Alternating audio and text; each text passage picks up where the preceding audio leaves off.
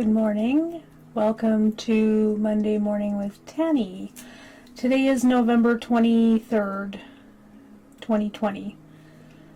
I've been chatting. Never quite know when this exactly starts, so I am Tanie Reed Walker. It is November 23rd, 2020, and this is Monday morning. We are carrying on with our Suicide Survivor Grief series. I am following along with Dr. Alan Wolfelt's books. One is The Wilderness of Suicide Grief, Finding Your Way, Dr. Alan Wolfelt. He has a Center for Loss and Transition in Colorado. He has lots and lots and lots of books, and he has trainings available.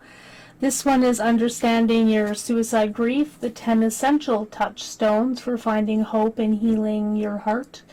This is the book that we're mostly going through, so I'm kind of going through each of the chapters, each of the touchstones. I'm adding a little bit of my own experience in with that. And if you are ever interested in more, you can find his books on Amazon. You can go to his website.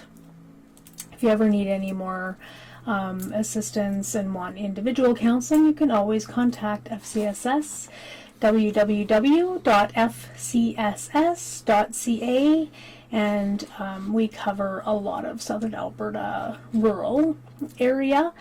And we also have a YouTube channel. It is FCSS 2020, and Instagram as well. So you can find lots of this stuff in all of those places. Today we are working on the 6 needs of mourning. So this is Touchstone 6. If you've been following along, you know that these touchstones have not been in order, which reflects the grieving process. It is not linear. Lots of people think you go through one stage and then another stage and another stage, but it's you go back and forth through all of the different kinds of experiences, and you can do that throughout the day, even not just like weeks and months and stuff like that. Suicide death is an extremely out of order death. We often think of death as the end of a long-lived life. So we have birth and childhood and teenagehood and young adulthood and then middle adulthood and then older adulthood, and then eventually one dies. Or maybe people become ill and then they die, and so we think that it's going to be expected, and there's a lot of deaths that are not expected. And suicide death is extremely unexpected. So it is considered an out-of-order death. And because our grieving process is out of order, and this death is considered an out-of-order death, I really enjoy that this series has been kind of out of order. It's just a nice, helpful reminder for you. And the other reason why I did it out of order is because I talk a lot, every single one, about taking care of yourself and getting extra help if you require it. It is not a requirement to do this grieving process on your own. You are dropped in the middle of a wilderness, and it's so much nicer when you have somebody walking through. It doesn't mean it's less scary. It doesn't mean it's less painful. It gives you somebody else there with you so that you know that you aren't going crazy. It just creates a sense of more calm when you have somebody with you. So let's move on to today. So today we are talking about the 6 needs of mourning. The 6 needs of mourning, according to Dr. Alan Wolfelt, are accepting the reality of death, letting yourself feel the pain of the loss, remembering the person who died, developing a new sense of identity, search for meaning, and letting others help you now and for always. If anybody is watching and you can hear me, I would love it if you would drop a comment so that I know. Sometimes I have some technical difficulties and I'm not sure if it's actually people can hear it or not. So that would be great. Okay, I need to have a drink. Part of taking care of yourself is acknowledging your body needs. This isn't part of the 6 needs. This is just something that just came up because I needed a drink of water. And I needed to breathe. It's Monday morning. There's a lot going on in the world. And sometimes we get in our heads that we need to charge forward and do something, and it's very important to get it done right away. Take time to listen to your cues. If you feel like your chest is tight or your shoulders are tight, you might need to stop and take a breather. And if you're using a device of some sort, lots of times you can put pause and just take a minute to like connect with yourself and take care of yourself. If you need a drink of water, have a drink of water. Go make yourself a cup of tea. Do something that is nurturing to you. Right that moment, my nurturing thing was to have a sip of water. Okay, let's get on to these morning needs. I'm going to let you know that even though there are 6 and they are stacked in an order, there is no order. All of these needs happen all throughout the grieving process. It is not linear. You don't do one thing. They are all entwined together. It's kind of like thinking that you only need to drink water for 6 weeks, and then the next 6 weeks you're going to eat food, and then the next 6 weeks after that you're going to sleep. No. You take all of your needs and you blend them together throughout the day. And this is how mourning works. You're taking all of the needs and you're attending to each of them at different times. Usually you're not slurping water, sleeping, and eating at the same time, but you might do them in a certain, like one right after the other in the day. It's kind of a similar thing with grief.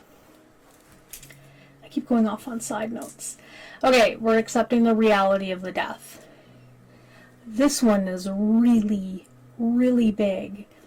And it can take a long time because our brains can kind of know, we've heard it, maybe you've seen, you know that person is dead, but your heart just isn't there yet. There's part of our brain where it's called the limbic system, where people are still kind of alive, and it takes a long time for it to go, oh, this person actually is no longer here.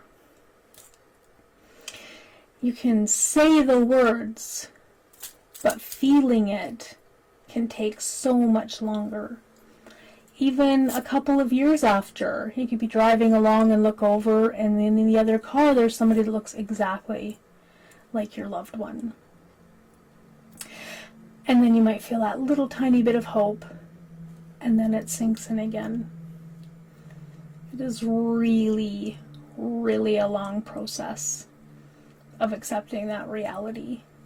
And if you have a loved one that you didn't see very often, or worked away from home, or was a bit estranged from you and was only randomly connected, it can take even longer to realize and to fully accept that. And even though it seems like it would be really nice to be able to just accept it, to be completely bombarded with that would overwhelm any human being. We are not designed for that. So this accepting of the reality is going to come in doses. It's going to come at moments that are unexpected. Sometimes you might think, I'm really, really, really going to struggle with this certain time of year, but you've thought about it and processed it so much that that wasn't the thing that bothered you, it was something else that came up for you. And you're going to be sifting through memories and thinking, I just saw this person not very long ago. There's going to be all kinds of back and forth that happens, and that's okay. That's part of the process. And so just be really kind to yourself and talk to people about about what's happening for you, and when you have those dreams where like maybe they came back or maybe they didn't really die, and just talk about it, kind of get it out. This is a really important need. People that are completely cut off from this process have a really difficult time, of course, with all of the other things that are required. Mourning need number 2. Let yourself feel the pain of the loss. People do a lot to avoid pain, and that makes sense. We don't enjoy it. Pain is a signal that something isn't going right. And when someone dies from suicide, especially, something definitely isn't going right. It's painful. That person isn't supposed to be gone from your world. And it can be really tempting to try to ignore it or move on or get over it or numb it out or do anything possible. Some people say, I just want to sleep. I just want to sleep till this is over. And it doesn't work like that. It's leaning into the feeling and the pain of that loss. And some people might try to actually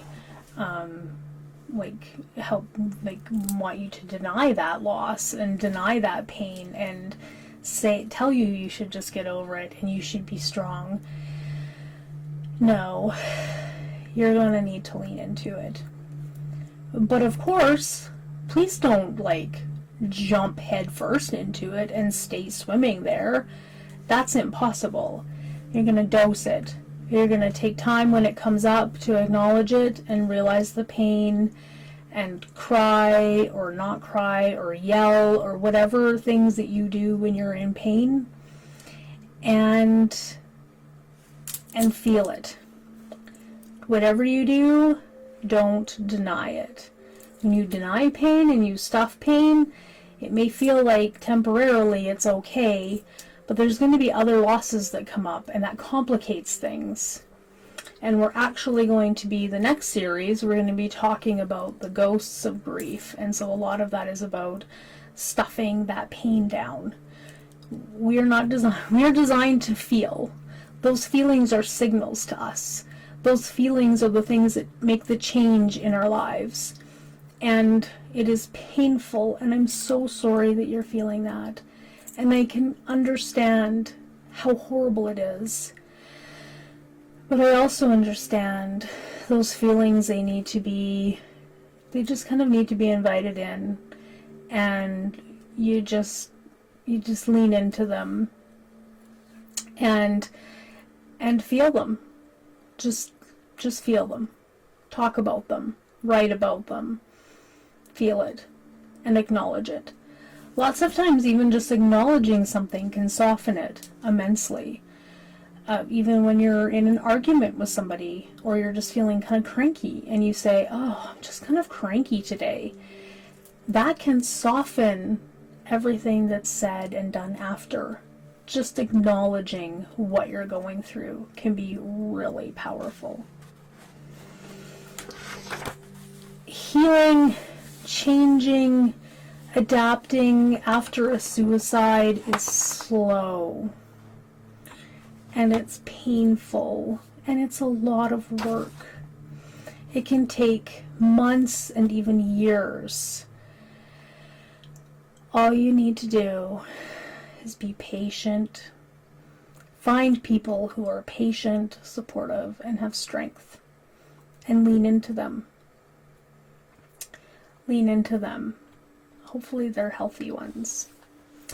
Mourning need number 3. Excuse me. Remember the person who died. There can be in our world such a push to erase the memory of somebody who has passed away. And when it is a taboo, painful, stigmatized death such as suicide, people will be like, you should put all those pictures away. You don't need to have any of their clothes anymore. You don't need to talk about them anymore. This is not true. Your relationship with that person is still viable. Just because there isn't a physical human being standing there anymore, you still have all your memories. And those memories are a part of you. They are so important. So remember them. Cherish them. Continue on with those memories. And keep your things as long as you need. That's part of remembering.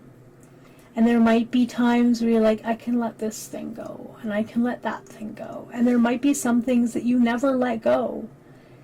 And that's okay, because those are yours. That's part of your relationship with that person. That is valuable. That matters. So take the time. I know even in my family we were decorating the Christmas tree the other day. And I heard stories of loved ones who've passed on start to be told. Often little corners, people were talking. And it's beautiful. It's a little sad, but that's okay. It doesn't take away from the beauty of the moment. In fact, it even brings more. So please, remember the person that has died. They are not that one moment. They are a whole beautiful bouquet of memories. And they're yours. And they're a part of you. And that really matters. So some things you can do to remember is talking about, like I've said, writing down memories. Some people start a book. Some people start a video blog. There's all kinds of things you can do that way. Keep some linking objects. Linking objects are special memorabilia. You might have a few pictures with ornaments on a shelf. Maybe they collected Star Wars figurines and they had a favorite Star Wars figurine and you want to keep that because you remember that of them. That's fantastic. Maybe they worked on the railroad and they loved trains. And there was one special train that you want to keep that's really important. Or maybe they had a item of jewelry. Maybe they had a favorite sweater and you just want to keep that sweater and wear that whenever you're feeling like you want to be close to them. Those are all wonderful ways of remembering. I talked a little bit about displaying photos. You don't need to put away photos of people that you love. You can keep them up. As long as and forever if you want. Visit places of significant meaning. So maybe they had a favorite bridge that you like to go to. Maybe they just really connected with water, and so you want to go down by the water. Maybe there was a field. Maybe there's a restaurant. Maybe there's, who knows, a town, a village, a theme park, who knows what it is. But visit those places. Keep them in your heart. They all hold a vibration. And that's for you. And look at photo albums and old videos and laugh and remember the good times. It will mix with the sad. It will mix with the acknowledging that that person is gone now. It all works together. And so, please, remember the person who died. They matter. And they really matter because of you. Mourning need number 4. Develop a new self-identity. When someone dies, a role that we played in their life also dies. So if it's a spouse, you could become a widow or a widower. If it's a friend, then you've lost that title of friend with them. It could be mother, daughter, son, uncle, cousin, so many different things. Co-worker, client, counselor, doctor. Like there's so many different things that roles that we play in other people's lives, and then that role could suddenly be taken away from you. So you could go from being a parent to a bereaved parent. You're still a parent, there's just an addition to that now. So it's really exploring, who are you, what is your role, and remembering that that person may be gone, but your relationship with them may be changed, but it still is a relationship.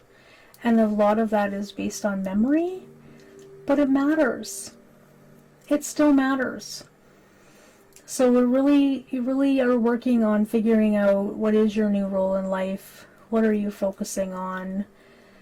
And a lot of the time, I think that focus ends up being on you, and turning that inward more, so that you can work on healing all of the pain and the change, like adapting and learning to the change, so that you can take on new roles.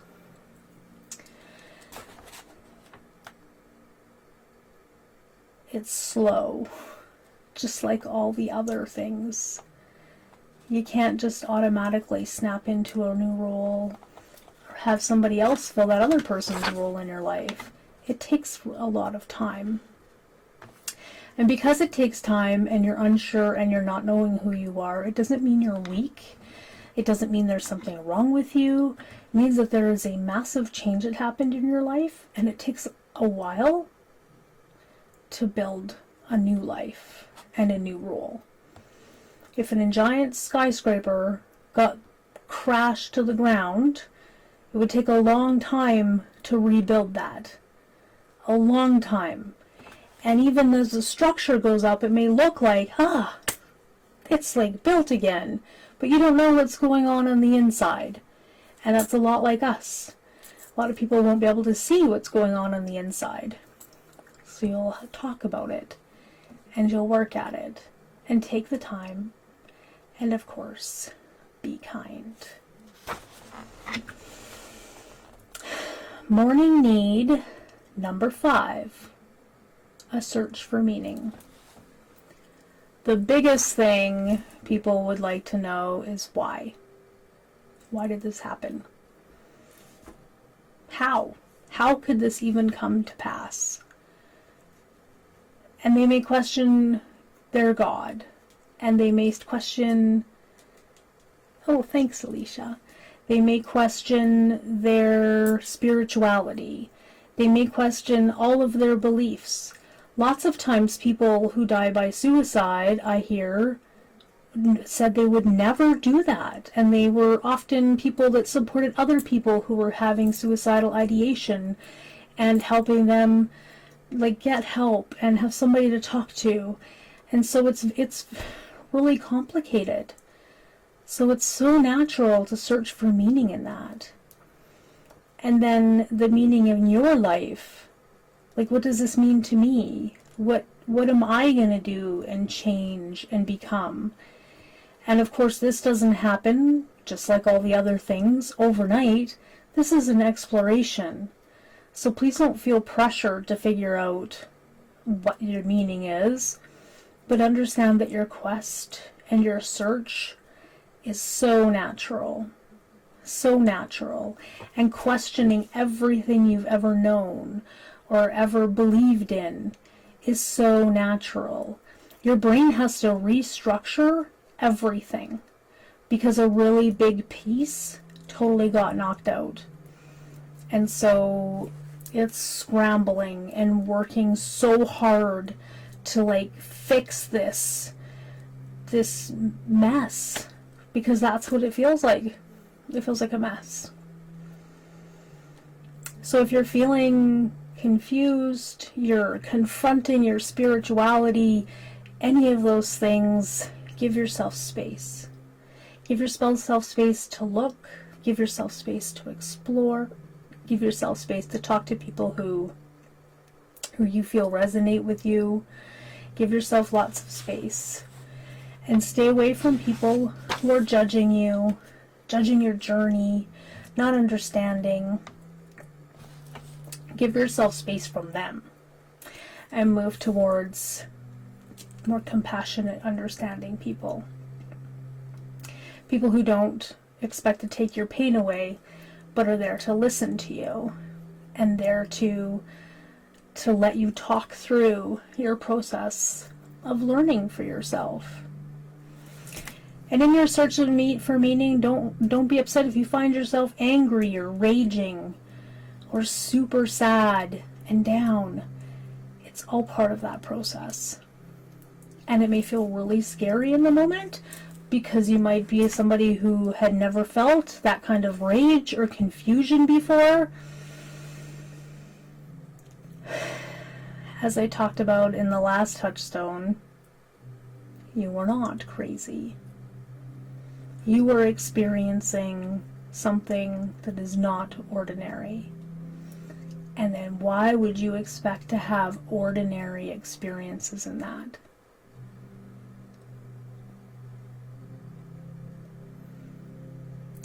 Mourning need number 6. Let others help you, now and always. This one brings tears to my eyes. If there's someone out there who you can rely on, and maybe you meet new people who you can rely on and have a really amazing energy exchange of maybe they're giving and you have gratitude, always let others help you. Lots of us show our love and care through action. And in this time, you may need someone to do the action for you. You may be so tired and so confused. And we talked about memory problems and time being strange. If people are reaching out a hand to walk with you in this wilderness, oh, take it. Take it now and take it always.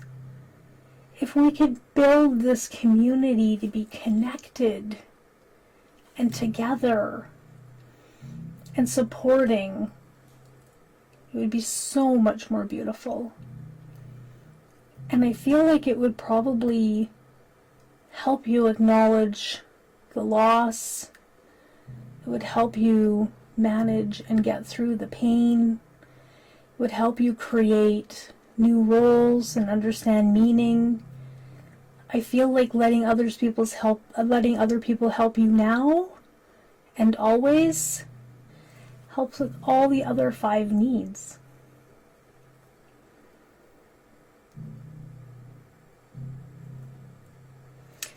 So don't chin up. You don't need to pull up your bootstraps. I'm not saying you're going to wallow. I'm saying you're going to experience. And it's going to come in doses.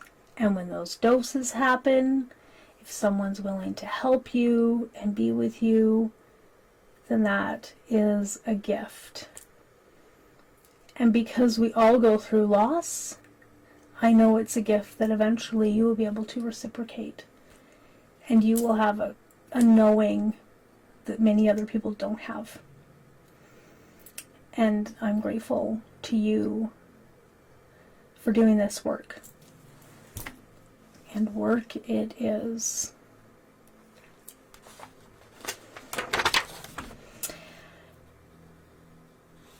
Do not go through this wilderness alone. You can find support groups. Check out touchstone number 8, because that's the one where you're looking for support. And remember the 1/3, 1/3, 1/3. 1/3 of people that have been in your world will be toxic, 1/3 will be neutral, and 1/3 will be helpful. And repeatedly I find out that the 1/3 that you thought was going to be your 1/3 quite possibly may not be your 1/3. And I'm so sorry for that. but please turn towards the ones who are there and lean into that, because your life has changed. When your loved one, the person you cared about, or the person you just had a relationship of some sort, took their life, they also changed yours. And that's valid. That's valid for you. And remember, your memories are valid, and your feelings are valid, and no one can prescribe any emotions to you. They're yours. So I hope you find a safe place to land, and you take care of yourself, and you remember through all of the things that you learn, this isn't linear. It's going to come back. It's going to affect you at different stages of your life, depending on what's going on. And always have compassion for yourself. And always know that no matter how long it's been, you are worth taking the time and reaching out for help if you need it. So this was a quick touchstone. I don't know if that's because I've talked about these needs of mourning before.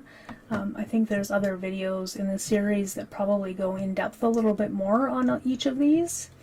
I know that I will touch on them again in the future, because they're really important.